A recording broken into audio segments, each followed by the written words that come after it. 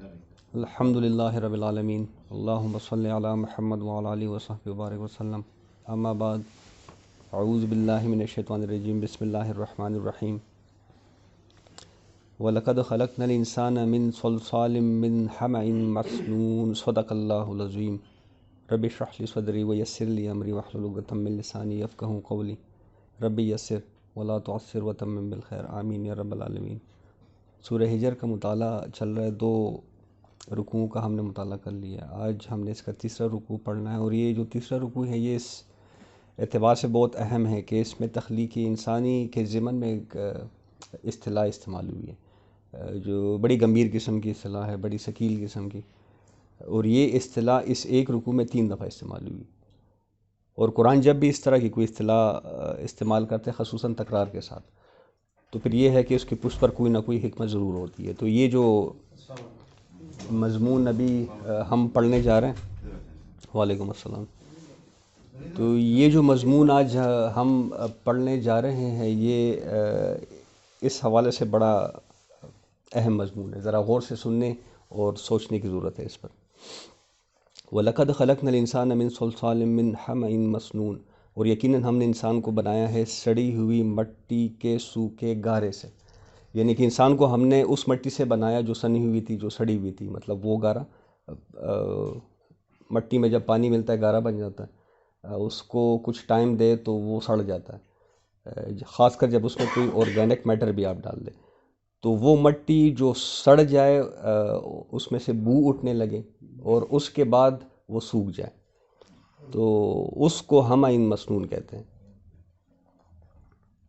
ہما کا جو لفظ ہے یہ عربی میں ایسی سیاہ کیچڑ کو کہتے ہیں جس کے اندر بدبو پیدا ہو چکی ہو، یعنی کہ ہم بالفاظ دیگر کہہ سکتے کہ خمیر جس میں اٹھ آیا ہو۔ آپ دیکھتے ہیں آٹے میں جب خمیر اٹھ آتا ہے تو ایک بو بھی ساتھ اس کے ہوتی ہے، تو یہ کیچڑ بھی جب سیاہ ہو جاتا ہے، خراب ہو جاتا ہے، سڑ جاتا ہے، تو اس میں جو بو آ جاتی ہے اس کو ہما کہتے ہیں۔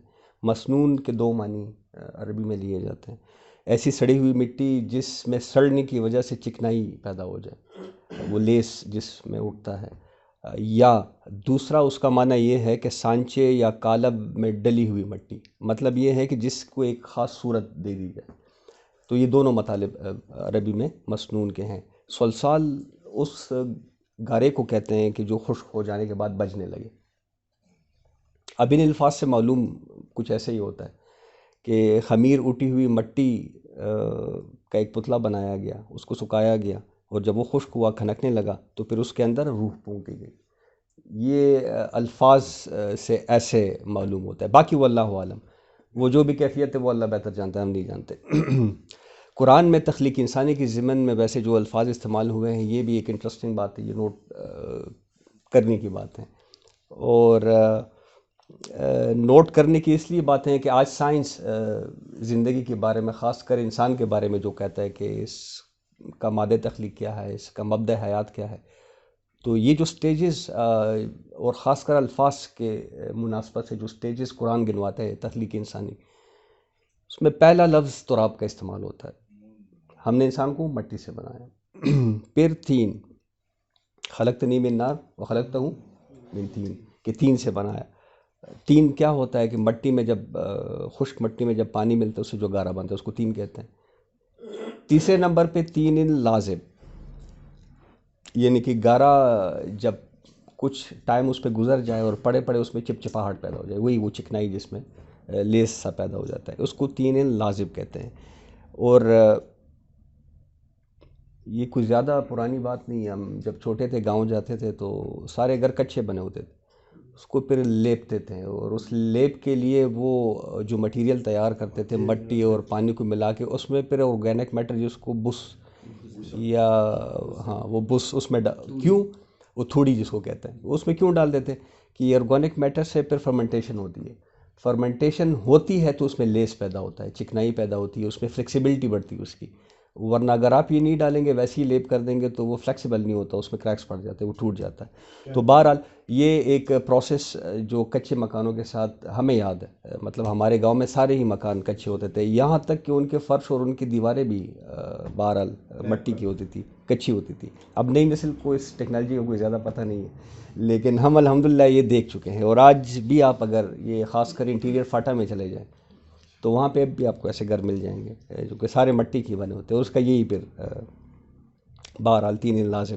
تو تین الفاظ یہ ہو گیا۔ اب اس سے اگلی تین لازم سے جو اگلی سٹیج ہے ہمہ مسنون، کہ یہ جو سڑا ہوا گارا ہے یہ جب سوکھ جائے، اس میں اتنی فرمنٹیشن ہو جائے کہ یہ سڑنے لگے، اس میں سے وہ بدبو بھی اٹھنے لگے، تو اس کو پھر کہتے ہیں ہمہ مسنون۔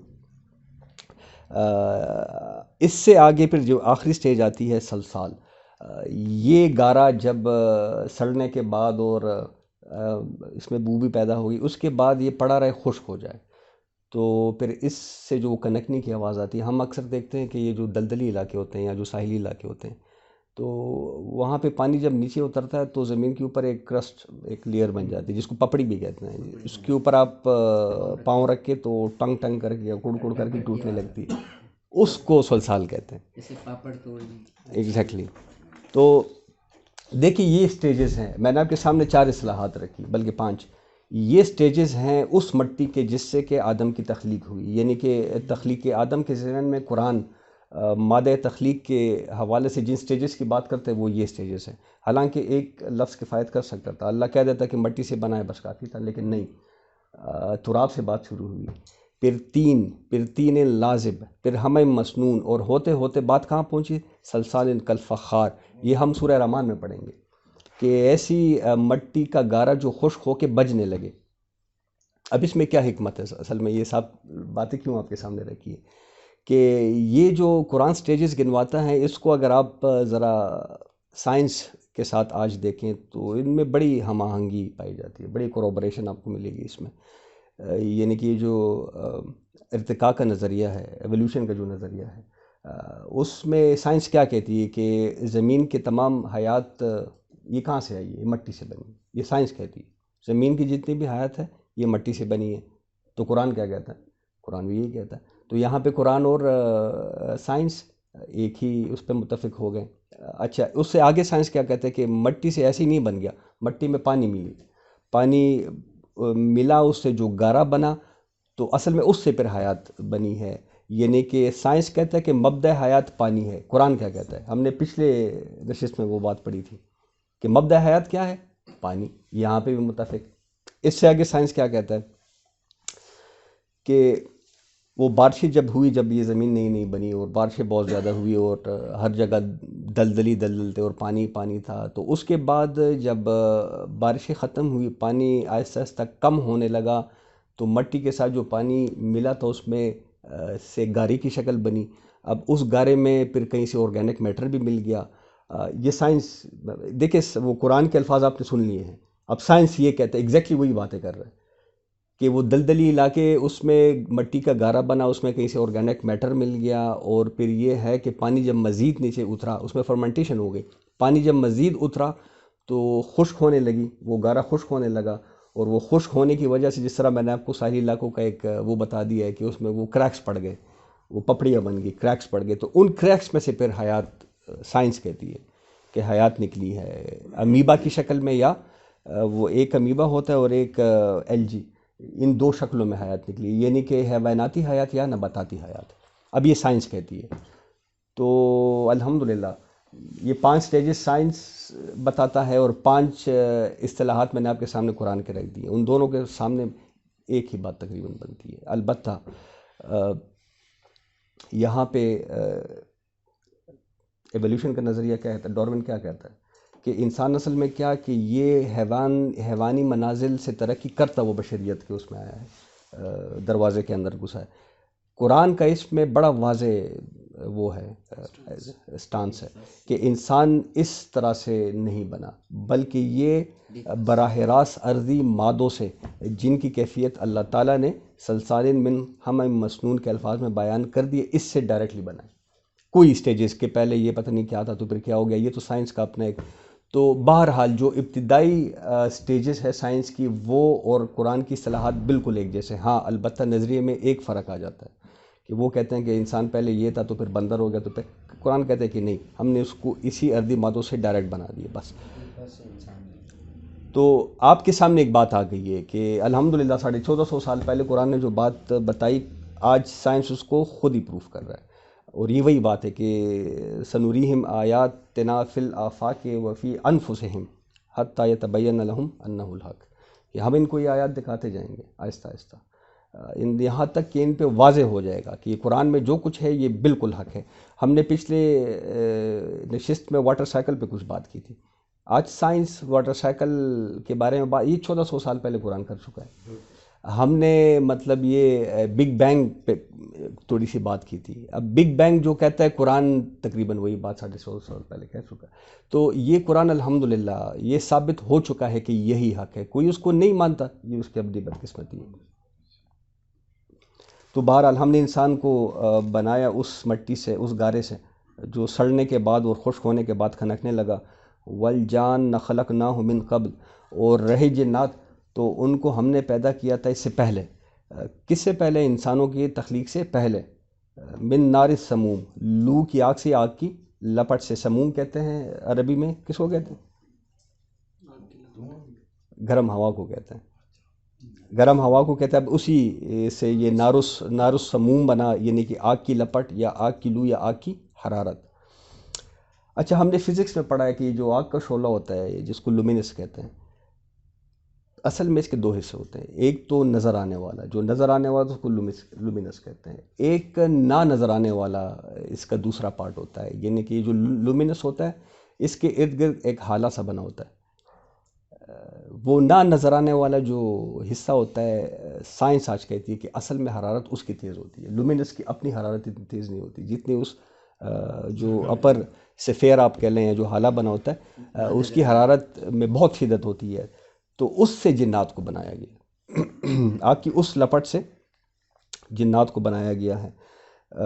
البتہ ایک بات سمجھ لیں کہ آگ کی لپٹ سے بنایا گیا ہے لیکن جنات آگ نہیں ہے. جس طرح انسان کو مٹی سے بنایا گیا ہے لیکن انسان مٹی نہیں ہے. ہمارے سیلز، ہمارے جو ٹیشوز ہیں، ہمارے جو پلوٹوزم جس کو کہتے ہیں، سائٹوپلازم جس کو کہتے ہیں، یہ سب بنے تو مٹی سے تھے کبھی، لیکن یہاں پہ ان کی شکل مٹی کی نہیں ہے. مرنے کے بعد دوبارہ مٹی ہو جائیں گے، وہ بات کی بات ہے. اس زندگی میں بہرحال ہم مٹی نہیں ہیں. مطلب مادہ تخلیق تو ہے مٹی لیکن ہم مٹی. اسی طرح جنات کا مادہ تخلیق آگ تو ہے لیکن وہ آگ نہیں ہے. اچھا دوسرا یہ کہ وہ اب ہم نے پڑھ ہی لیا کہ انسانوں کی تخلیق سے بہت پہلے بنائے گئے تھے، اور اس پہ ہم نے پچھلے نشستوں میں کچھ بات کر لی تھی کہ وہ بگ بینگ جس طرح کہتا ہے کہ پہلے کیا تھا، ایک سنگولیرٹی تھی اور کچھ بھی نہیں تھا. اس سنگولیرٹی میں سے ایک لائٹ برآمد ہوئی، یعنی کہ ایسی لائٹ جس میں کہ گرمی نہیں تھی، جس کو خنک نور کہتے ہیں، جس میں گرمی نہیں ہوتی. تو پہلے وہ برآمد ہوئی. اب اس نور سے ہمارا ایمان یہ ہے کہ فرشتوں کو بنایا گیا اور ہماری ارواح کو بنایا گیا. اس کے بعد بگ بینگ ہوا، بڑے بڑے دھماکے. تو اوبیسلی دھماکے میں کیا ہوتا ہے، آگ ہی ہوتی ہے. تو وہ ٹریلینز آف سینٹی گریڈ والی جو آگ تھی، اس سے پھر یہ ہے کہ جنات کو بنایا گیا. پھر یہ یونیورس ایکسپینڈ ہونے کے ساتھ ساتھ ٹھنڈی ہوتی گئی، کرے وجود میں آتے گئے. انہی میں سے ایک کرہ زمین کا کرہ ہے، وہ بھی وجود میں آ گیا، اور وہ جب ٹھنڈا ہو گیا اور اس شکل میں آ گیا، اس کے اوپر یہ مٹی کی کرسٹ بن گئی، تو پھر اس سے کس کا سٹرکچر بنایا گیا؟ یہ بھی ہم نے پڑھ لیا، اس سے انسان کا سٹرکچر بنایا گیا. وَإِذْ قَالَ رَبُّكَ لِلْمَلَائِكَةِ، اور یاد کرو جب کہ کہا تھا صلی اللہ علیہ وسلم کے رب نے فرشتوں سے، انی خالقم بشرم من حمأ مسنون. وہی لفظ آ گیا دوبارہ کہ بے شک میں بنانے والا ہوں ایک بشر سڑے ہوئے اور کنکتے ہوئے گارے سے. اب دیکھیں یہاں پہ ایک اور جو بات نوٹ کرنے کی ہے کہ یہاں آدم علیہ السلام کا ذکر نہیں ہے، بشر کا ذکر ہے کہ میں بنانے لگا ہوں ایک بشر. اور یہ بھی نوٹ کر لیں کہ قرآن مجید میں انسان کی تخلیق کی جو آپ کے سامنے میں نے کچھ سٹیجز گنوا دیے، جب ان سٹیجز ابتدائی مراحل کا ذکر ہوتا ہے تو اس میں لفظ بشر یا انسان ہی استعمال ہوتا ہے. آدم کا لفظ استعمال کہیں نہیں ہوا سوائے ایک جگہ کے۔ آل عمران کی ایک آیت ہے جس میں اللہ تعالیٰ فرماتے ہیں کہ عیسیٰ علیہ السلام کی مثال ہمارے لیے ایسی ہی ہے جیسے کہ آدم کی ہے، خلقہ من تراب ثم قال له کن فیکون۔ یہ ایک مقام ہے قرآن میں جہاں پہ تراب کے ساتھ یا اس طرح کی بات کے ساتھ آدم کا ذکر ہے، ادروائز جہاں پہ بھی تخلیق انسان کی بات ہوتی ہے تو آدم کے بجائے انسان یا بشر کا لفظ استعمال ہوتا ہے۔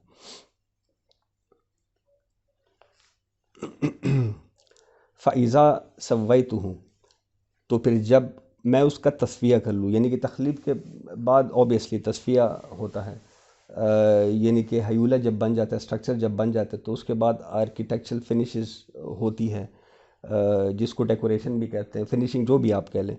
تو تصفیہ جب میں اس کا کر لوں، یعنی کہ پہلے نفس کو تیار کیا گیا، پھر اس کا تصفیہ کیا گیا، داخلی طور پہ بھی کیا گیا۔ داخلی طور پہ کیسے؟ ہمارے جو احساسات ہیں، ہمارے کچھ جذبات ہیں، ہمارے کچھ پیرامیٹرز ہیں اندر جو لگے ہوئے جو نظر نہیں آتے، ان کا بھی تصفیہ کیا گیا۔ اور یہ ہے کہ خارجی طور پہ ہمارا جو بہرحال خد و خال ہے، ہمارے ایک شکل ہے، اس کا بھی تصفیہ کیا گیا۔ تو فَإِذَا سَوَّيْتُهُ، جب میں اس کا تصفیہ کر لوں، فَنَفَخْتُ فِيهِ مِن رُوحِي، اور پھونک دوں اس میں اپنی روح میں سے۔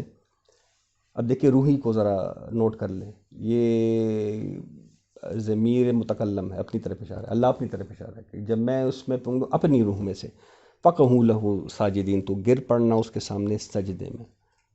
اب اس سے معلوم کیا ہوتا ہے کہ انسان کے اندر جو روح پھونکی گئی ہے، دراصل یہ صفات الہی کا ایک عکس ہے یا ایک پرتو ہے، آپ اس کو اس طرح کہہ سکتے ہیں۔ یعنی کہ روح نام ہے صفات الہیہ کے مجموعے کا، جو کہ انسان کو عطا کیا گیا ہے۔ یعنی کہ جو جتنے بھی صفات ہیں انسان کے، حیات ہے، علم ہے، تو قدرت ہے، ارادہ ہے، اختیار ہے، دوسری جتنی بھی صفات ہیں، یہ دراصل اللہ تعالیٰ ہی کی صفات کا ایک عکس آپ سمجھ لیں یا پرتو ہے، جو کہ اس وجود خاکی میں ودیعت کر دیا گیا ہے، اور اسی کی وجہ سے انسان زمین پر اللہ کا خلیفہ بنا ہے۔ یہ کوئی مذاق نہیں ہے کہ مٹی سے ایک چیز بن گئی اور وہ خلیفہ بن گیا، مطلب یہ کتے بلی یہ کدھر سے آئیں، یہ بھی تو مٹی سے بنے، خلیفہ اس کو صرف بنایا گیا ہے۔ کیوں؟ یہ اب حقیقت اس کو کھولا جا رہا ہے۔ فَنَفَخْتُ فِيهِ مِن رُوحِي، کیوں اس میں نے اپنی روح پھونکی ہے؟ یہ اسی لیے تمام فرشتوں کا اور یہ جتنی بھی موجودات ہیں اس عرض پہ، سب کا مسجود قرار پایا۔ یعنی کہ انسان کے فطرت میں اللہ نے اپنے صفات کا ایک پرتو رکھا ہے۔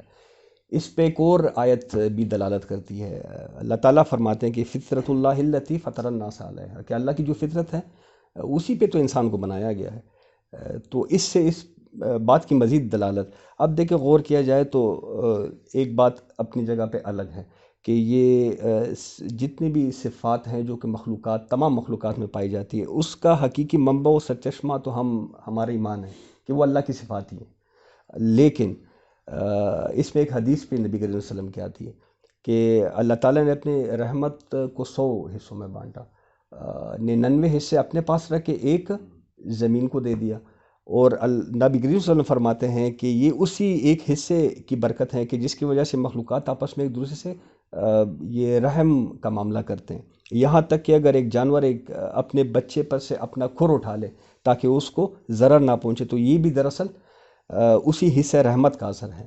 تو ایک یہ بات اپنی جگہ پہ ہے، لیکن جو چیز انسان کو دوسری مخلوقات سے فضیلت دیتی ہے وہ یہ ہے کہ جس جمعیت کے ساتھ اللہ تعالیٰ نے انسان پر اپنے صفات کا پرتو رکھا ہے یا عکس رکھا ہے، یہ اور کسی مخلوق میں نہیں رکھا۔ اس کو خود شناس بنایا ہے، اس کو اختیار دیا ہے، یہ ہر کسی کے پاس نہیں ہے۔ خود شناسی یہ جتنی مخلوقات ہیں، پچھلے اس میں بات ہوئی تھی کہ میں اور آپ جانتے ہیں کہ میں ہوں، کتا بلی نہیں جانتا کہ میں ہوں، بس وہ ایک نتیجہ ہے جو عمل کے اس میں نکل آتا ہے۔ تو خود شناس اس کو بنایا ہے، اس کو ارادہ دیا، اس کو با اختیار بنایا ہے، اسی لیے یہ فضیلت دی گئی ہے اس کو۔ اچھا، یہ اپنی جگہ پہ ایک ایسا باریک نکتہ ہے کہ اس کے سمجھنے میں ذرا سی غلطی انسان کو اس غلط فہمی میں مبتلا کر دیتا ہے کہ صفات الہی میں سے ایک حصہ پانا، صفات الہی میں سے ایک حصہ پانا الوہیت کا کوئی جز پا لینے کا ہم مانی ہے۔ یہ بہت بڑی غلط فہمی ہے۔ یہ یاد رکھ لیں کہ یہ جو الوہیت سے کیا مطلب؟ ربوبیت، یہ جو مقام ہے ربوبیت کا، یہ صرف اللہ کے لیے ہے۔ اور یہ ربوبیت کا مقام، یہ الوہیت، یہ اس سے وراء الورا ہے کہ کوئی مخلوق اس کا ادنا سا شائبہ بھی پا سکے، یہ ہو نہیں سکتا، یہ ناممکن ہے۔ تو بہرحال آپ کے سامنے ایک بات آ گئی، لیکن اس کو صحیح کانٹیکسٹ میں دیکھنے کی ضرورت ہے۔ تو بہرحال فقعوا لہ ساجدین، تو گر پڑنا آدم کے سامنے سجدے میں۔ نوٹ کرنے کی بات کیا ہے، کب مطلب سٹرکچر بنا دیا، اس کا تصفیہ کر لیا، نہیں گرنا۔ کب؟ وَنَفَخْتُ فِيهِ مِن روحی، جب میں اس میں، یعنی کہ اصل ہماری کیا ہوئی، روح۔ یہ ذہن میں رکھے، فسجد الملائکۃ کلہم اجمعون، تو کیا سجدہ سب فرشتوں نے، کل کے کل نے، سب نے مل کر۔ اب یہ تاکید کی انتہا ہے۔ یہ قرآن میں بعض باتیں ایسی آ جاتی ہے کہ وہ پچھلی نشست میں بھی ایک بات سامنے آئی تھی، کہ اللہ کی بات ہمارے لیے ویسے صدق اللہ، ہمارا ایمان ہے کہ اللہ جو بھی کہتا ہے حق کہتا ہے، سچ کہتا ہے، لیکن وہی اللہ جب تاکید کے ساتھ کوئی بات کرے تو ذرا اس پہ رکنے کی ضرورت ہوتی ہے کہ کیا مطلب ہے اس کا۔ تو یہاں پہ آپ دیکھ لیں، ذرا الفاظ پہ غور کریں، فسجد الملائکۃ، تو سجدہ کیا سب فرشتوں نے۔ اب کوئی بھام نہ رہ جائیں کہ پہلے آسمان کے فرشتوں نے سجدہ کیا، دوسرے نے، اس نے کیا، اس نے نہیں کیا، تو کلہم، نہیں، کل کے کل نے سجدہ کیا۔ اب پھر کوئی بھام نہ رہ جائیں کہ اسرائیل نے کیا کہ نہیں، اسرائیل، اجمعون، سب نے مل کے کیا، کوئی مستثنیٰ نہیں رہا۔ اب دیکھیں یہ بس اللہ کے کلام کا زور محسوس کرنا چاہیے، اس پہ غور کرنا چاہیے کہ کیوں یہاں پہ زور دیا جا رہا ہے۔ تو کیا سب فرشتوں نے، کل کے کل نے مل کر سجدہ، الا ابلیس، سوائے ابلیس کے، ابلیس نے نہیں کیا۔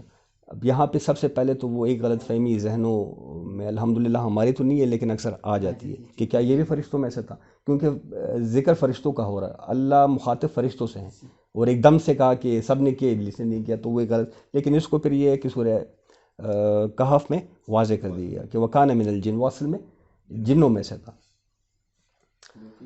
تو الا ابلیس، ابلیس نے نہیں کیا۔ ابا ان یکون مع الساجدین، اس نے سجدہ کرنے والوں کے ساتھ دینے سے انکار کیا کہ نہیں کرتا میں ان کے ساتھ سجدہ۔ یہ ابلسا یبلسو کا جو لفظ ہے، عربی میں کہا جاتا ہے مایوس کو، اور اسی سے ابلیس، انتہائی مایوس۔ لیکن اصطلاحاً یہ لفظی مطلب ہے اس کا، اصطلاحاً ابلیس اس جن کا نام ہے جس نے اللہ کے حکم کی نافرمانی کر کے آدم اور بنی آدم کے لیے مطیع و مسخر ہونے سے انکار کر دیا کہ میں نہیں کرتا۔ سجدہ کرنے کا اصل مقصد کیا تھا کہ بھئی آپ نے اس کا مطیع بن جانا ہے، جس طرح ہم آج کہتے ہیں کہ بیعت کر لو۔ بیعت کا کیا مطلب ہوتا ہے کہ تابعداری پھر کرنی ہے، تو اس نے کہا کہ میں نہیں کرتا تابعداری۔ یہ اصل میں اصطلاحاً اس عزازیل جو اس کا اصل نام ہے اس کا نام ہے، اور اس نے پھر یہ ہے کہ اللہ سے مہلت مانگی کہ مجھے ذرا مہلت دے دیں قیامت تک، اور میں تجھے دکھا دوں گا کہ کیا حال ہے جس کو تو نے مجھ پہ فوقیت دی ہے۔ تو انتہائی مایوس، مطلب یہ ہے کہ دیکھیں غلطی تو آدم سے بھی ہو گئی، لیکن آدم کا طرز عمل کیا تھا، بالکل انہوں نے اپنی غلطی تسلیم کر لی کہ یا اللہ مجھ سے غلطی ہو گئی، بس مجھے معاف کر دے۔ وہ مایوس نہیں ہوا اللہ سے، تو اس کو اعلیٰ مقام مل گیا۔ مطلب ٹھیک ہے ایک امتحان سے تو گزرنا پڑا، لیکن اب یہ ہے کہ جنت میں اس کو جگہ مل جائے گی۔ اس کا یہ ہے کہ غلطی کر کے اڑ گیا، اس میں مایوس ہو گیا، اللہ کی رحمت سے مایوس ہو گیا۔ مطلب اس کو اللہ کی رحمت اسی میں نظر آ رہی تھی کہ بھئی تو نے میرا مقام جو بنایا تھا اس کو تو نے کیوں چھوٹا کر دیا، بس اس کے لیے یہ قیامت بن گئی۔ تو یہ اللہ کی رحمت سے بالکل مایوس ابلیس، اور اسی مناسبت سے چونکہ اس نے اب اللہ سے یہ وعدہ کر دیا کہ میں ان سب کو بھی اغوا کر کے رہوں گا، ان سب کو گمراہ کر کے رہوں گا، یعنی کہ خود تو دور ہو گیا، ان کو بھی دور، اسی مناسبت سے دوسرا نام اس کا شیطان یستنو، دور اختیار کرنے والا سے شیطان، انتہائی دور اختیار کرنے والا، کہ خود تو دور ہو گیا، اب اوروں کو بھی دور کر رہا ہے کہ میں ان کو بھی نہیں چھوڑوں گا تیرے قریب۔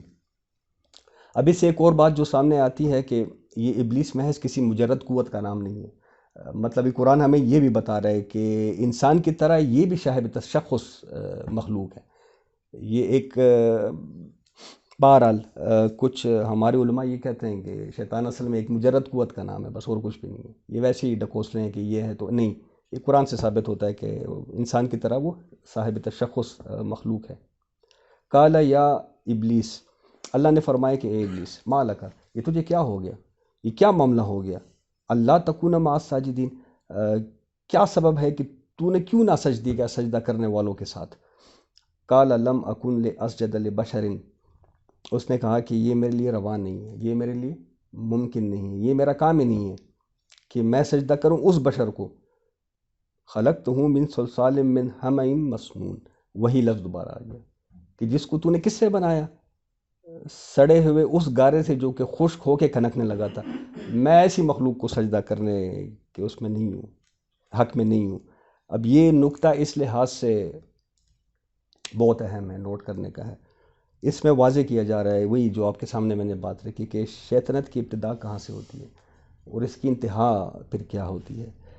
اب دیکھیں ابتدا کیا ہے کہ رب کے احکامات کے مقابلے میں اپنی بات یا اپنی خواہش کو بہتر جاننا۔ اب کیوں اس نے انکار کیا؟ مطلب اللہ کے احکام کے سامنے اس کو اپنی بات زیادہ اچھی لگی کہ یار میں کیوں کروں سجدہ؟ تو رب کے مقابلے میں اپنی بات کو بہتر جاننا، یہ شیطنت کا آغاز ہے، یہاں سے ہو جاتا ہے۔ اور اس کی انتہا پھر کیا ہے کہ اپنی خواہش اور اپنی مرضی میں انسان خیر دیکھے اور اللہ کے احکامات میں شر کو دیکھے، یہ شیطنت کی انتہا ہے۔ تو یہ ذہن میں بات رکھنے کی ہے کہ یہ دیکھیں انسان آج کیوں شیطنت کے اس پہ رستوں پہ چل رہا ہے، مزاج وہی ہے اس کا، اللہ کے احکامات ایک طرف، میری خواہش دوسری طرف۔ تو ہمارا کیا رویہ ہوتا ہے؟ جو چیز میرے نفس پہ باری گزری، اللہ کا جو حکم میری انا کے سامنے ہو گیا تو اس کو تو میں اڑا کے رکھ دیتا ہوں کہ بھئی میری انا ہے، بہرحال میری خواہش۔ یہ شیطان کا کیا کہا تھا؟ اس نے زیادہ تو کچھ نہیں کہا تھا کہ کیوں نہیں سجدہ کیا؟ انا خیر منہم۔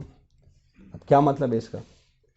وہ یہ نہیں کہہ رہا اصل میں، دیکھیں یہ بڑی سائیکولوجیکل اس کی باتیں ہیں، یہ اصل میں شیطان یہ نہیں کہہ رہا کہ میں انسان سے، اصل میں شیطان کیا کہہ رہا ہے کہ میں جو کہہ رہا ہوں وہ تم سے زیادہ، نعوذ باللہ، اے رب یہ تو کہہ رہے تو ویسے ہی ہوائی باتیں کر رہے، میں صحیح ہوں، میں کیوں سجدہ کروں؟ تو اصل میں وہ اللہ کے احکامات کو ڈینائی کر رہا ہے۔ آج ہمارا وہی مزاج ہے، جہاں پہ کوئی ایسا حکم آ گیا، میں زیادہ دور کہاں جاؤں، اپنے ہی گریبانوں میں ہم جانتے ہیں ہم کتنے دین کے فالوورز ہیں، تو جہاں پہ کوئی ایسا آ گیا جو ہمارے مزاج کے خلاف ہے، ہمارا رویہ بھائی وہی شیطانی ہو جاتا ہے۔ اور شیطان کی جو انتہا ہے کہ پھر اپنے فیصلے کو اپنے لیے خیر سمجھنا، اللہ کے فیصلے کو اپنے لیے شر، ہم اس انتہا سے بھی گزر چکے ہیں۔ اینڈ آف دا ڈے ہم کیا کہتے ہیں بھئی؟ ہم کسی کو کہتے ہیں کہ یار کاروبار یہ مت کرو، سود برا کاروبار مت کرو، آخر میں اس کی باتیں ذرا آپ سنیں تو کیا بھوکا مر جاؤں؟ کیا مطلب ہے کہ اللہ کا حکم فالو کروں گا تو وہ شر ہے میرے لیے، میں بھوکا مر جاؤں؟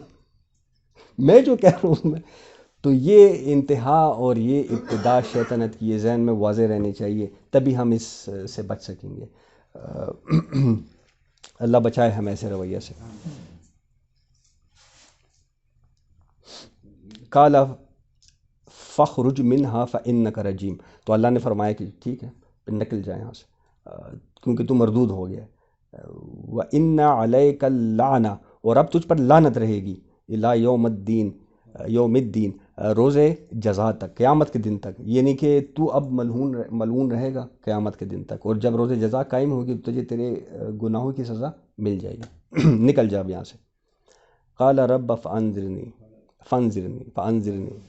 تو اس نے درخواست کی کہ اے پروردگار پھر ذرا مجھے مہلت دے دے تھوڑی سی، الی یوم یبعثون، اس دن کے لیے، اس وقت کے لیے کہ جب یہ دوبارہ اٹھائے جائیں گے، یہ انسان جب دوبارہ اٹھایا جائے گا، ذرا اس وقت تک مجھے آپ مہلت دے دیں۔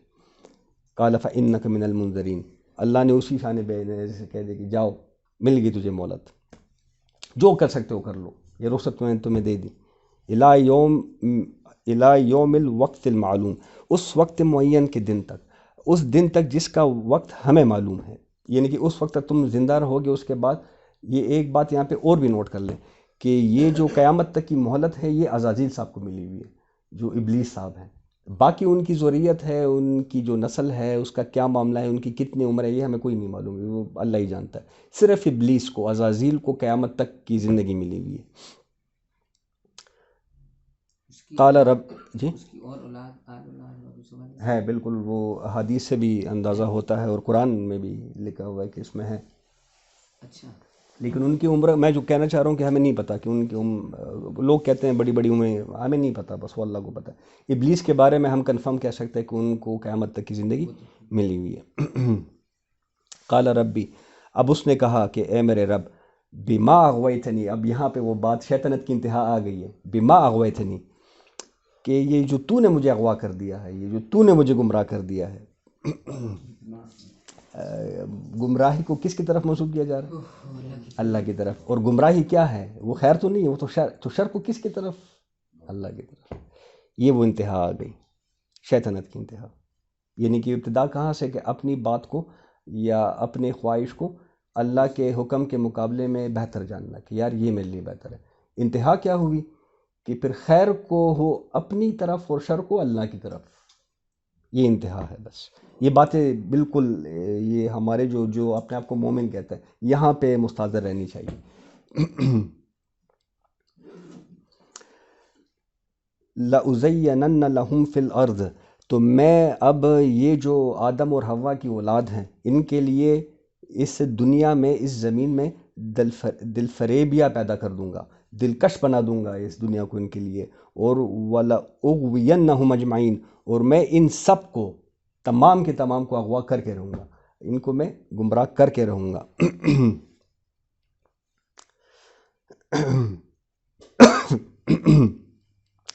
یعنی کہ یہ اسی میں گم ہو کر رہ جائیں گے دنیا کے اندر، اسی کی چمک دمک، اسی کی زینت، اسی کی سہولیات۔ آج اپنا حال دیکھ لیں، میں اس لیے کہتا ہوں کہ زیادہ دور جانے کی ضرورت نہیں، اپنا ہی حال دیکھ لیں۔ باغ دوڑ کس لیے ہو رہی ہے؟ سہولتوں کے لیے۔ گھر ہونا چاہیے، گاڑی ہونی چاہیے، بہرحال اور بھی پھر سہولیات ہونی چاہیے، یہ تو بڑھتا رہتا ہے مطلب۔ تو یہ اس حال تک ہمیں شیطان نے پہنچا دیا ہے، سب کو اغوا کر چکا ہے۔ اچھا، اب مطلب شیطان یہاں پہ کہ جس طرح اللہ سے کیا کہنا چاہ رہا ہے کہ جس طرح تو نے مجھے ایک حقیر مخلوق کے سامنے سجدہ کرنے کا حکم دے کر مجھے مجبور کر دیا کہ میں گمراہ ہو جاؤں۔ اب دیکھیں یہ بھی بڑا سائیکلوجیکل کہ اللہ تجھے، تیرے علم میں تو تھا کہ یہ ہونا ہے، تو کیوں تو نے میرے سامنے یہ امتحان۔ اب یہ ایک اور شیطنت والی بات، مطلب امتحان اللہ کی مرضی سے ہوگا، ہماری مرضی سے امتحان ہمارا یہ بھی ایک بڑا ایشو ہے کہ یار یہ ہم امتحان ہے تو میری مرضی سے ہونا چاہیے۔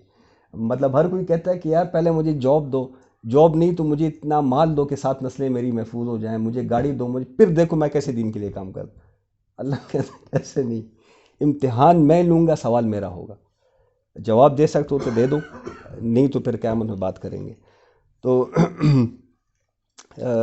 اب اس کا نتیجہ ہے کہ حیات دنیاوی کو انسان کے لیے اتنا خوشنما بنا دیا ہے اس شیطان نے کہ اگلی زندگی کو انسان بھولا ہوا ہے، باس پوس کو بھولا ہوا ہے، بس یہ سہولتیں کافی ہیں۔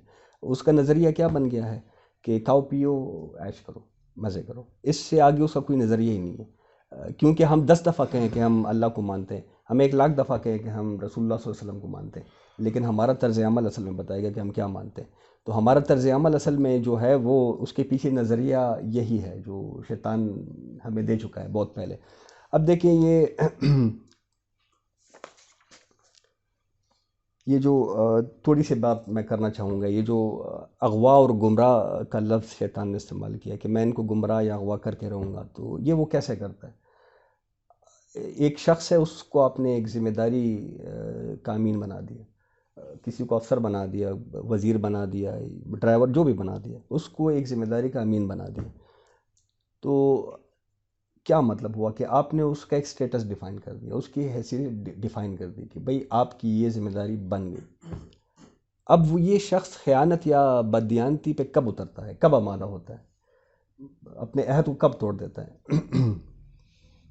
جب یہ اپنی اصل حیثیت کو ڈینائی کر دیتا ہے۔ ایسا ہی مجھے امین بنایا گیا تھا، مجھے امانت داری سے کام کرنا تھا، لیکن اگر میں نے امانت داری چھوڑ دی تو اصل میں نے کیا ہے کہ اپنی اصل حیثیت کو ڈینائی کر دیا ہے۔ اب اس اصل حیثیت کو ڈینائی کرنے کا پہلا نتیجہ کیا نکلتا ہے کہ جس نے آپ کو ذمہ داری دی تھی، جس نے آپ کی حیثیت، آپ نے اسی کو ڈینائی کر دی۔ آپ نے مجھے کوئی ذمہ داری دی، میں نے بہوش اپنے شعور کے ساتھ اس ذمہ داری کو اٹھانے کا فیصلہ کر لیا، ہمارا معاہدہ ہو گیا، دوسرے دن میں پھر گیا اپنے معاہدے سے، میں نے بددیانتی، تو اصل میں نے کیا کیا، اپنی جو حیثیت تھی اس کو تو ڈینائی کر دیا، لیکن ساتھ میں آپ کی حیثیت کو بھی ڈینائی کر دیا۔ اور اب اصل حیثیت کس کی؟ یہ میں اس لیے کہہ رہا ہوں کہ یہ بات ذہنوں میں ہوگی تو آگے بات سمجھ آئے گی. اب اصل حیثیت کس کے رہ گئی ہے؟ مطلب ذمہ داری لینے والی کی حیثیت ختم، اسے تو میں بھاگ گیا ہوں، میں بدیانتی پہ اتر آیا ہوں. جس نے مجھے حیثیت دی تھی ذمہ دار، میں نے اس کو بھی ڈینائی کر دی. اب اصل حیثیت کس کی ہے؟ میری خواہش کی. میں کیوں بددیانتی؟ میری خواہش ہے یار، میری مرضی ہے میں بددیانتی کروں. اصل حیثیت کس کی بنی؟ میری خواہش کی. یہ قرآن جو کہہ رہا ہے کہ اپنی خواہشوں کا پیچھا مت کرو، یہ آپ سمجھ لیں کہ سب سے چھپا ہوا اور سب سے خطرناک شرک یہی ہے کہ آپ اس خواہش کے لیے، آپ اپنی اس انا کے لیے اللہ کو ڈینائی کر دیتے ہیں. اپنی حیثیت تو چلو خیر ڈینائی کر دی، اس اللہ کو کیا فرق پڑنا ہے؟ اللہ کو جو فرق پڑتا ہے وہ اس سے کہ اللہ کی حیثیت آپ نے ڈینائی کر دی. تو اب یہاں پہ جو ابلیس اللہ سے کہہ رہے ہے کہ میں ان سب کو گمراہ کر کے چھوڑوں گا، تو آپ کے خیال میں اب وہ کیسے ہم کو گمراہ کرتا ہے؟ کیسے ہمیں بددیانتی پہ اور کیسے ہمیں اپنے بدعہدی پہ؟ وہ وہی نیچرل پروسیس ہے کہ وہ ہمارے اصل مقام سے ہمیں ہٹا دیتا ہے بس، اور ہماری اصل حیثیت کو مخدوش بنا دیتا ہے. ہماری اصل حیثیت کیا ہے؟ ابھی ہم نے پیچھے پڑھا فَنَفَخْتُ فِيهِ مِن رُوحِي فَقَعُوا لَهُ ساجدين. ہماری اصل حیثیت کیا ہے؟ روح. ہمارا وہ شعور، ہمارا وہ وعدہ عہد الست، ہماری اصل وہ حیثیت ہے. لیکن مسئلہ یہ ہے کہ ہم نے اسی کو سب کچھ سمجھ لیا ہے. یہ جو ہمیں نفس یا وجود کی صورت میں ایک شے ملی ہے، یہ تو دیکھیں حیات دنیاوی کا سفر طے کرنے کے لیے ایک سواری آپ کو اس طرح سمجھ لے کہ ملی ہے. قرآن بار بار کہتا ہے کہ اپنے نفس کو بچاؤ، اپنے نفس کی خواہشات کا پیچھا مت کرو. تمہارا نفس تمہارے خلاف گواہ بن کے آئے گا قیامت کے، تمہارا نفس تو تم کدھر ہو؟ یہ اصل سوال ہے جو سوچنے کا ہے. کس سے بات ہو رہی ہے؟ اللہ کس سے مخاطب ہے؟ مجھ سے تو، میں اس جسم سے تو نہیں ہے. اس کے بارے میں تو کسی سے کہا جا رہا ہے کہ اس کو بچاؤ. کس سے کہا جا رہا ہے؟ اپنی اس حیثیت کو پہچاننا ہے. یعنی کہ تمہارا جو نفس ہے یہ کچھ بھی نہیں ہے. تمہاری اصل جو ہے اس پہ فکر کرو، اس پہ غور کرو، کیونکہ اس کو پہچانیں گے اسی وقت ہم اپنے اصل فریضے کو پہچانیں گے، اس کو یاد رکھیں گے، اور اسی وقت ہم اللہ سے اپنا کیا ہوا وعدہ یاد رکھیں گے. وہ حیثیت اگر بھول گئی تو کدھر گیا وعدہ؟ پھر کدھر گیا؟ عہد الست کس کے ساتھ ہوا تھا؟ پھر کسی کے ساتھ نہیں ہوا تھا. بس ادھر آئے، مزے کیے اور یہاں سے چلے گئے، پھر وہی بات بن جاتی ہے. تو اب ابلیس نے کیا ہے کہ انسان کی اپنی حیثیت کو بھلا کر، تو یہ جب اصلی حیثیت بھول گئی، میں آپ کے سامنے ایک مثال رکھتا ہوں. ایک بہت بڑا گھر ہے عالی شان قسم کا، اس میں 2 افراد رہتے ہیں، ایک مالک ہے ایک نوکر ہے. تو یہ مالک کے لیے تو بڑا دلکش ہوتا ہے، بڑا دل فریب ہوتا ہے مکان. کیا نوکر کے لیے بھی دلکش ہوتا ہے؟ اس کے لیے تو ایک عذاب ہوتا ہے، اس نے صفائی بھی کرنی ہے، اس کی حفاظت بھی کرنی ہے. پتہ چل گیا تھوڑا کہ وہ یہ نقطہ نظر کیسے چینج ہوتا ہے. یہاں انسان کو کس لیے بھیجا گیا؟ خلافت کے لیے. خلافت کے لیے آپ یہاں پہ حکمرانی کرنے لگے. اب اسی لیے یہ دنیا کیوں دلکش لگ رہی ہے آپ کو؟ جب مطلب گھر کا نوکر بنایا جائے گا آپ کو گھر سے نفرت ہو جائے گی، لیکن جب آپ کو اسی گھر کا مالک بنایا جائے آپ کو ایسی محبت ہو جائے گی کہ آپ دوسری طرح کا گھر چاہیں گے. یہی مسئلہ ہے جو فریضہ تھا ہم بھول گئے. ہم خلافت کے نیت سے تو دنیا داری کرتے نہیں، ہم تو حکومت کے اس سے کرتے ہیں. جس کے پاس جتنا ہے بس وہ اس کو اپنا سمجھتا ہے، یہ میرا ہی ہے. اب یہ جو ہم حیثیت اپنی بھول گئی ہیں سر جی، ایک سوال اٹھتا ہے کہ یہ کیوں اتنی اٹریکشن ہے اس دنیا میں؟ نقطہ نظر کا فرق ہے. آپ اپنے اصل حیثیت پہ جائیں، آپ کا نقطہ نظر ٹھیک ہو جائے، آپ کو یہ سب بوجھ لگے گا. نبی کریم صلی اللہ علیہ وسلم نے کیا فرمایا ہے کہ الدنیا سجن المومن، یہ تو قید خانہ ہے مومن کے لیے. اب آپ اس نوکر سے پوچھیں جو گھر کی حفاظت پہ مامور ہے، اس کے لیے وہ ایک قید خانہ ہے. وہ فریاد ہی کرتا رہتا ہے میں گھر نہیں جا سکتا، چھٹی، تنخواہ مجھے کم ملتی ہے، اتنا بڑا کام کرنا پڑتا ہے، یہ بھی کوئی کام ہے کرنے کا؟ اب آپ اپنے آپ کو خلیفہ بنائیں، واللہ ہے کہ آپ کو نفرت ہو جائے گی اس دنیا سے. لیکن جب اس کو آپ اپنا سب کچھ سمجھیں گے، اپنے آپ کو مالک ہی سمجھیں گے، اس کی محبت دل میں کبتی جائے گی. اور یہ اللہ کی سنت ہے کہ فی قلوبہم مرض فزادہم اللہ مرضا. ان کے دلوں میں مرض تھا، میں نے ان کو اپنے مرض میں بڑھا دیا. یہ محبت اگر کھب گئی ایک دفعہ اور ہم نے اس کا علاج نہ کیا تو اللہ بڑا بے نیاز ہے، وہ اس کو اتنا بڑھا دے گا اس محبت کو کہ دل پھر اس سے نکل ہی نہیں سکے، اس سے خالی نہیں ہو سکے گا. یہ اصل میں بہرحال ایک میں بات آپ کو سمجھانے لگا تھا، امید ہے کہ کچھ سمجھ آ گئی ہوگی کہ ہم نے اصل میں اپنی حیثیت کو بلا دیا. اپنی حیثیت کو بلانے سے نقطہ نظر بہت چینج ہو جاتا ہے. تو جب اپنے اس شخصیت کو ہم نے بلا دیا جس سے عہد الست ہوا تھا، تو پیچھے کیا رہ جاتا ہے؟ یہ جسم جو کہ اس مٹی سے بنا ہے، اور اس کی ساری ضروریات اس مٹی سے پوری ہو رہی ہے. ساری کشش اسی. ہماری خوراک، ہمارا لباس، ہماری عمارتیں، یہ گاڑیاں، یہ جہاز، یہ سب کچھ کہاں سے بنا ہے؟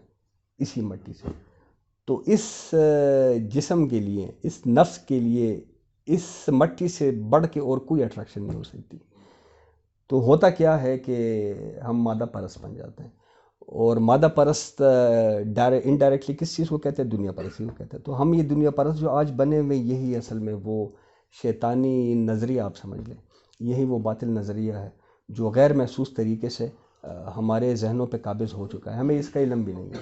اور دیکھیں آج کی جو غالب تہذیب ہے دنیا کے اوپر، اس نظام کے اندر جو روح کی طرح سرگرم عمل ہے، وہ یہی باطل نظریہ ہے کہ بس یہی جسم ہے، یہی دنیا ہے، یہی سہولیات ہے، آگے کوئی زندگی نہیں ہے. تو کیا کرنا ہے اب؟ کھاؤ پیو عیش کرو، جب مر جاؤ بس مر گئے، بات ختم ہو گئی. یعنی کہ من پسند آزادی، من پسند آزادی یہ بہت خطرناک کینسر ہے. یہ جو ہم میں من پسند آزادی کا ایک مرض آ گیا ہے، روح کا انکار ہے اور مادہ کی پرستش ہو رہی ہے. دوسری جانب انسان بس ایک نرا حیوانی ہے، دنیا میں اتفاقاً آ گیا، اور زندگی گزارنے کا بہترین مصرف اب کیا بنے گا جب آگے کچھ ہے ہی نہیں؟ نہ کوئی مواخذہ ہے، نہ کوئی قیامت ہے، تو کیا مصرف بن جاتا ہے پھر زندگی کا؟ وہی عیش کرو، بس مزے کرو. یہ وہ دہریت اور مادہ پرستی کا بہرحال باطل نظریہ ہے جو آج کے غالب تہذیب و تمدن میں روح کی طرح کار فرما ہے. اور ہم 10 دفعہ کہیں، میں نے آپ کی بات سامنے رکھ دی ہے سامنے، کہ آپ 10 دفعہ کہیں کہ میں مسلمان ہوں، میں اللہ کا پوجنے والا ہوں، لیکن آپ ذرا اندر جھانکیں تو اندر یہی نظریہ کام کر رہا ہے. کیونکہ ہمارا طرز عمل، میں نے آپ کے سامنے بات رکھ دی ہے، ظالم نظام ہے، سمجھتے بوجھتے اس کو پوچھ رہے ہیں، اس کی سپورٹ کر رہے ہیں. پتہ ہے کہ سب حرام ہے، لیکن ہم 5 وقت کا کھاتے ہیں. کوئی ایک نوالا نیچے اترتے وقت ہمیں درد نہیں ہوتا کہ یار اس میں تو سود بھی شامل ہے. سود کے بارے میں کیا کہتا ہے قرآن؟ تو ہمارا طرز عمل اسی نظریے کے اوپر بنا ہوا ہے، کھاؤ پیو عیش کرو. بس یہ مواخذے کا اگر ہمیں کوئی فکر ہوتی تو کیا یہ ہمارا طرز عمل ہوتا؟ بات لمبی ہو گئی ہے، لیکن بہرحال ضروری باتیں ہیں، اس کو سمجھنا چاہیے.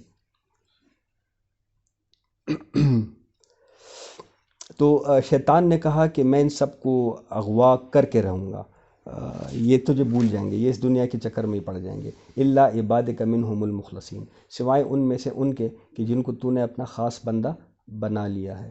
اب یہ مخلص کا صیغہ یہاں پہ، مخلص کہتے ہیں خاص بنایا گیا، جس کو اللہ اپنے لیے خاص بنا لے. تو یعنی کہ ان پر تیرا شیطان کہہ رہا ہے، ابلیس کہہ رہا ہے کہ جن کو تو اپنے لیے خالص بنا لے گا ان پہ میرا کوئی زور نہیں چلے گا.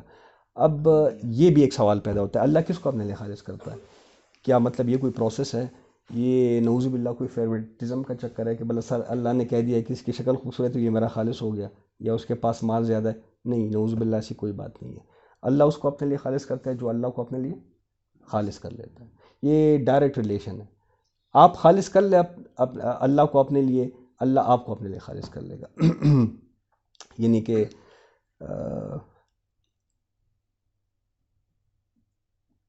اللہ پہ یقین رکھیں، اللہ پہ توکل رکھیں، کسی نقصان، کسی اندیشے سے نہ گھبرائیں.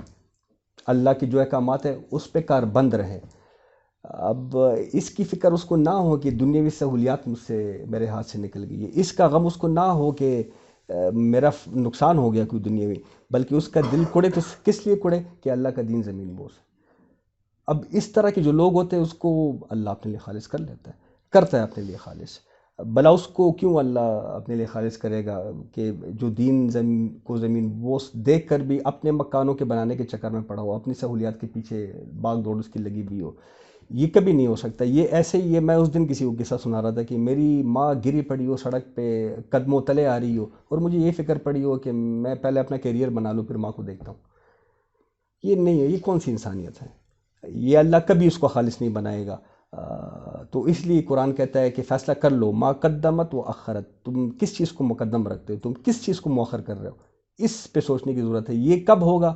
جب گہرائی میں اتر کے اپنے اس اصل کو ذرا جھنجھوڑیں گے کہ یہ اس دن میں مزمل بھائی کو بتا رہا تھا کہ یہ ذرا سوچنے کی باتیں ہوتی ہیں، یہ خواہش ویسے ہی نہیں امٹ پڑتی، یہ خواہش جب اندر سے نکلتی ہے تو اس سے پہلے بھی ایک پروسیس ہوتا ہے، اس کو ذرا آبزرو کریں، آپ کو اپنا پتہ چل جائے گا کتنے پانی میں ہو۔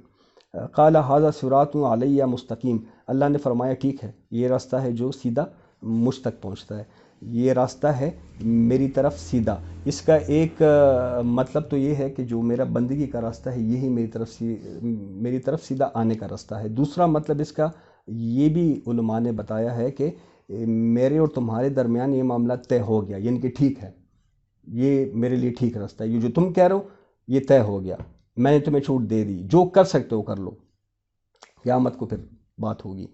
ان عبادی لیس لکم علیہم لیس لک علیہم سلطان، میرے بندوں پر تجھے البتہ کوئی اختیار نہیں ہوگا۔ یہ نوٹ کر لیں، اللہ تعالیٰ فرما لے کہ شیطان کو اختیار کسی پر بھی نہیں ہے، یعنی کہ یہ نہیں سمجھنا چاہیے کہ جس کو اللہ نے اپنے لیے خالص کر لیا صرف اس پہ شیطان کا بس نہیں، بس کسی انسان پہ نہیں چلتا۔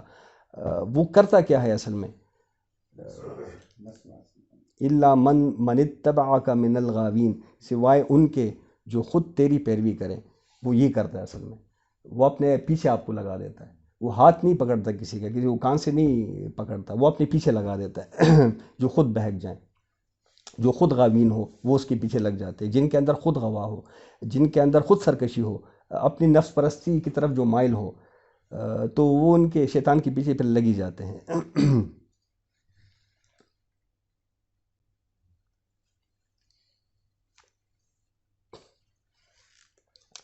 وَإِنَّ جَهَنَّمَ لَمَوْعِدُهُمْ أَجْمَعِينَ، اور بے شک پھر جہنم ہی ان سب بہکے ہوئوں کا، پیچھے غاوین کے بعد غاوین کا ایک مطلب بہکے ہوئے، تو پھر ان سب بہکے ہوئوں کا ٹھکانہ جہنم ہی ہوگا، اسی کا وعدہ ہے ان کے ساتھ۔ اب دیکھیں یہاں پہ جو قصہ آدم و ابلیس بیان کیا گیا ہے، اس کے تین جو بنیادی مقاصد ہیں وہ ذہن میں آپ رکھ لیں۔ یہ مودودی صاحب نے اس پہ بحث کی، بڑی اچھی بحث کی ہے، کہ کفار مکہ کو ڈائریکٹلی اور ہم تمام انسانوں کو انڈائریکٹلی ایک حقیقت بتائی جا رہی ہے۔ نمبر ایک کہ تم اپنے ازلی دشمن شیطان کے پندے میں پس چکے ہو، پس جاؤ گے نہیں، پس چکے ہو، یہ قرآن کے الفاظ یہ بتا رہے کہ تم پسے ہوئے ہو اس کے پندے میں، اور اس ہستی اور اس اخلاقی پستی میں گرتے چلے جا رہے ہو جس میں وہ اپنی حسد کی بنا پر تمہیں گرانا چاہتا ہے۔ بات وہی کہ اپنی حیثیت سے ہم کو اٹھا دیا، نیچے گرا دیا ہمیں۔ اب اس کے برعکس نبی کریم صلی اللہ علیہ وسلم تمہیں اس کے پندے سے نکال کر اس بلندی کی طرف لے جانے کی کوشش کر رہے ہیں جو انسان ہونے کی حیثیت سے فطری طور پر تمہارا مقام بنتا ہے، لیکن عقل کے اندو میسج یہ دیا جا رہا ہے کہ تم نے دشمن کو دوست اور دوست کو دشمن سمجھ لیا ہے۔ نمبر دو، راہ نجات ایک ہی ہے، اللہ کی بندگی۔ اس راہ کو چھوڑ کر تم جس راہ پر بھی جاؤ گے وہ جہالت کا راستہ ہوگا، وہ باطل راستہ ہوگا، وہ سیدھا جہنم کی طرف جائے گا۔ نمبر تین، شیطان کو چونکہ تم پر اس سے زیادہ کوئی اختیار نہیں، یہ امپورٹنٹ بات ہے کہ وہ ظاہر حیات دنیا سے تم کو دھوکہ دے کر تمہیں بندگی کے راہ سے منحرف کر دے، اس سے زیادہ اس کے پاس کوئی اختیار نہیں ہے، تو اس سے دھوکہ کھانا تمہارا اپنا فعل ہے، یہ تمہارا اپنا قصور ہے۔ مطلب یہ بھی تم یہ مت کہنا کہ یہ کسی اور نہیں، یہ تمہارا اپنا قصور ہے، تمہیں اللہ نے شعور دیا، اس کا استعمال نہیں کر دے، یہ تمہاری غلطی ہے۔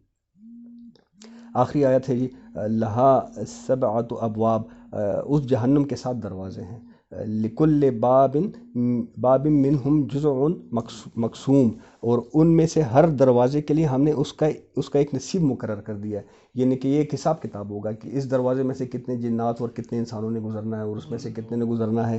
تو اب دیکھیں اس سے معلوم یہ ہوتا ہے کہ یہ دروازے ان گمراہیوں یا معصیتوں کے لحاظ سے ہیں کہ جن پر چل کر انسان اپنے لیے دوزخ کا راستہ چنتا ہے۔ مثلا کوئی دیکھیں دہریت کے راستے سے جائے گا جہنم، تو کوئی شرک کے راستے سے جائے گا، کوئی نفاق کے راستے سے جائے گا، کوئی نفس پرستی اور حوث پرستی کے راستے سے جائے گا، کوئی فسق و فجور کے راستے سے جائے گا، کوئی ظلم و ستم اور خلق کے آزر یہ جو انسانوں کو تکلیف پہنچاتے اس کی وجہ سے، تو کوئی اقامت کفر کی وجہ سے. دیکھیں اقامت دین کی کوشش تو ہم کر رہے ہیں، باقی ساری دنیا تو اقامت کفر کی کوشش کر رہی ہے، تو یہ ان کے لیے بھی ایک دروازہ ہوگا. اور کوئی اشاعت فحشاء و منکر کے راستے سے ٹی وی کو دیکھ لیں، ہمارے سوشل میڈیا کو دیکھ لیں. بہرحال جی اقول قولی ھذا واستغفر اللہ لی ولکم ولسائر المسلمین. اللہم صلی علی محمد وعلی آلہ وصحبہ وبارک وسلم. اللہم ارنا الحق حقا وارزقنا اتباعہ وارنا الباطل باطلا وارزقنا اجتنابہ. اللہم ربنا آتنا فی الدنیا حسنۃ وفی الآخرۃ حسنۃ وقنا عذاب النار.